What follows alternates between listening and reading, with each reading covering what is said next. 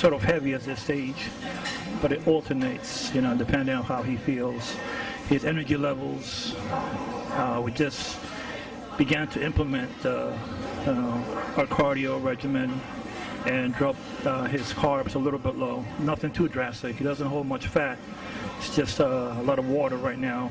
And at 308 pounds, his condition, at this stage is exactly where it needs to be.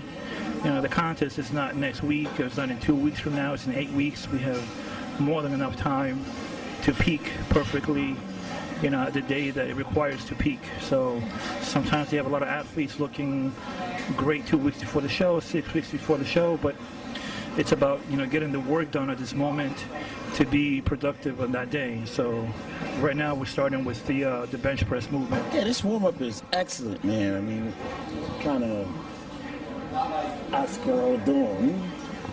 He's kind of instructed us to do some flies, before climbing under. So we're doing kind of like it's almost like a compound set. Not actually a superset because a pre-exhaust. Yeah, the pre-exhaust, the muscles to be worked under the bench. As we all know, Kai Greene is trying to bring up his chest for the Olympia. So here we go. After the Arnold, we wanted to take some time to rest and recuperate and clean out his system a little bit so we can make some gains in a short off season before the Olympia, and focus basically on the basic movements. I mean, if you work for Lee Haney, you work for Dorian Yates, you work for Ronnie Coleman, they all have massive chests, always focusing on the basic movements, bench press, incline press, dumbbell presses, and flies. Just a matter of being consistent and going heavy and allowing the body to recover and grow, and then doing it all over again. Combine that with a high protein diet and rest. We really wanted to make sure that this year his chest, his shoulders are very dominant, especially the most muscular and the front lat spread. So you'll definitely see a much more improved Kai. Our goal has always been to always outdo what he's done before. So, this Kai Greene will definitely, be blowing away the Kai Greene of the Arnold, just like the Kai Greene of the Arnold blew away the Kai Greene of the New York Pro, and always improving and getting better. It's not it's not body maintenance, it's bodybuilding. So always, continue to strive to improve in all fronts, psychologically, nutrition, and training. So as you can see right now, he's warming up with 3 plates, getting ready for the heavy resistance to come.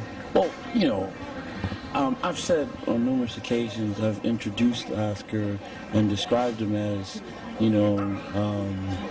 my mentor, training partner, and coach. Technically, I think for the first time, the audience is getting, a sneak peek opportunity to kind of like, be the fly on the wall in some respect and kind of, get a picture of what that looks like. And this is that opportunity. This is a gym that we, very interestingly enough, started out at. Oscar trained here as a teenager, and moved around and moved on. I too, when I met Oscar, was brought down here and trained here as a teenager, so yeah, I worked at the gym, had to mop the floors at one point, and was doing the mirrors at the gym, and ate at the gym, and tanned at the gym, trained at the gym. Spent a lot of time as a gym rat at this gym and others. Yeah, at some point we were able to graduate and get out there to Steve and Bev. Powerhouse gym. Powerhouse. Yeah, but sometimes it's a long commute, by the time we get there and then traffic coming back. We would love to train there more consistent, but it's the drive to and from, takes about 2 or 3 hours off the day, but it's definitely worth whoever wants to go train. Absolutely. Well, I think there's a need for all type of equipment. However, for the type of goal that we're trying to achieve and accomplish, I believe, always taking the most efficient route, nutrition-wise, training-wise, and in developing the chest tissue. Yeah, you have a lot of hammer strength machine and this shiny, fancy new machine made by this other company, but nothing beats the basics. When it comes to squatting for legs, bench pressing or incline pressing for chest, and that's what we focus on. It seems to have been working, so if it's not broken, we don't fix it. So we always strive to maintain with the basic movements and go freaking heavy. And eventually, when you go this heavy, as in 5 plates right now, a lot of the chest is being utilized, the shoulders, the triceps, and just stabilizing the weight as he goes up and down, which you really can't do if you do it in hammer strength. So there's it's harder. It's harder to squat free weight. It's easier to do an assist machine and leg presses. So that's why you don't see a lot of people squatting 4 or 5 plates with 20 reps. When they can do it in a Smith machine, it's a lot easier. But we're not trying to make it easier.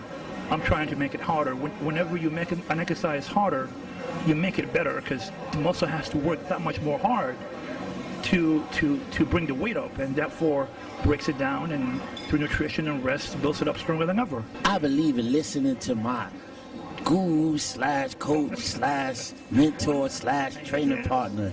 Yeah, I just believe in getting it all done in a way that it possibly can be done. Are you Ronnie Coleman? No, do I believe in strip sets? Yeah, at times, we do that. The other times that we do rest pause. Whatever it takes to get the job done.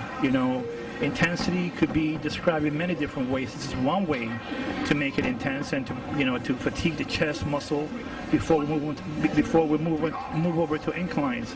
But there are times that we go to 5 plates and we rest pause, do another 2 reps, rest pause. Eventually he gets 10 or 12 reps with that, and he's just fried. So it depends. So sometimes we do strip sets, and sometimes we do something else. There's no right one way to skin a cat. There's no wrong one way to develop the physique. You find instinctively what works best for you, and you stay with that regardless if the whole world's against you. You do it, and if you believe it and you see results, you stay with it. I don't want to bore the fans out there with the facts of the matter is a lot of times it's just not as awesome, I guess, in actual application as it may sound in theory. Reality is I eat pounds and pounds of meat a day. That's the fact. Sometimes we're cycling up right now. Chances are before we get to the event, we may be just doing like another experience of, we've done as much as 9 or 10 pounds of fish and steak, going into events. I know some guys can't do that, some people may believe that's impossible to do, I don't want to set limits for other people, and a lot of times when you talk specifically about what you do, you can help other people set limitations on what they can, so it's just real important to be able to understand that, man, you're working real hard to be a pro athlete at this level, working really hard to be able to best represent, the ideas that my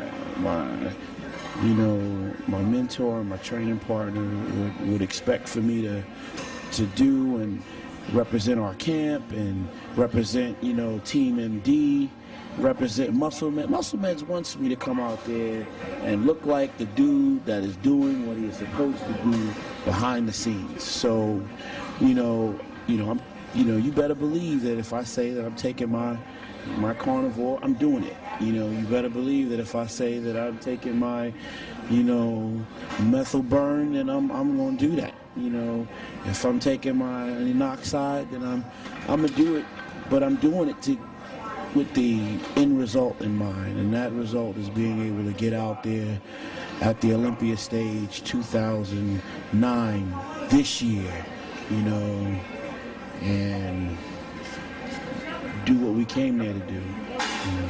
But, you know, since the Arnold to put on more size, a lot of people maybe, you know, wanting to, this could be a forum for people to be educated and learn, you know, as we were once fans of the sport and coming up in the sport, and what a pro athlete at this level does, you know, from the Arnold to the Olympia prep.